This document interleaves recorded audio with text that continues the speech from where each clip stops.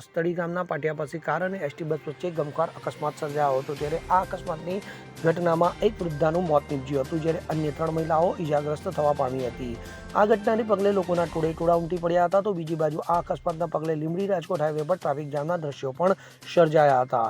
જે બાદ આ 3 ઈજાગ્રસ્ત મહિલાઓને સારવાર માટે નજીકની હોસ્પિટલ ખાતે ખસેડવામાં આવી હતી, જ્યાં પ્રાથમિક સારવાર આપ્યા બાદ વધુ સારવાર માટે 3 મહિલાઓને સુરેન્દ્રનગર હોસ્પિટલ ખાતે ખસેડવામાં આવી હતી. તો આ ઘટનાની જાણ થતાં પોલીસે સ્થળે દોડી આવી મૃતક વૃદ્ધાના મૃતદેહને પીએમ માટે હોસ્પિટલ ખાતે ખસેડી આગળની કાર્યવાહી હાથ ધરી હતી. ત્યારે આ ગમખ્વાર અકસ્માતમાં શાંતિબેન કેશુભાઈ નામના વૃદ્ધ મહિલાનું મોત નીપજ્યું હોવાનું સામે આવ્યું છે. આ સમગ્ર મામલે પોલીસે તપાસ હાથ ધરી છે.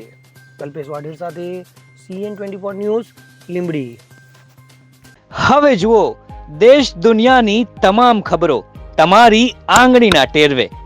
ઉઠાવો મોબાઈલ અને Google Play Store પરથી ડાઉનલોડ કરો અમારી CN24 ન્યૂઝ મોબાઈલ એપ.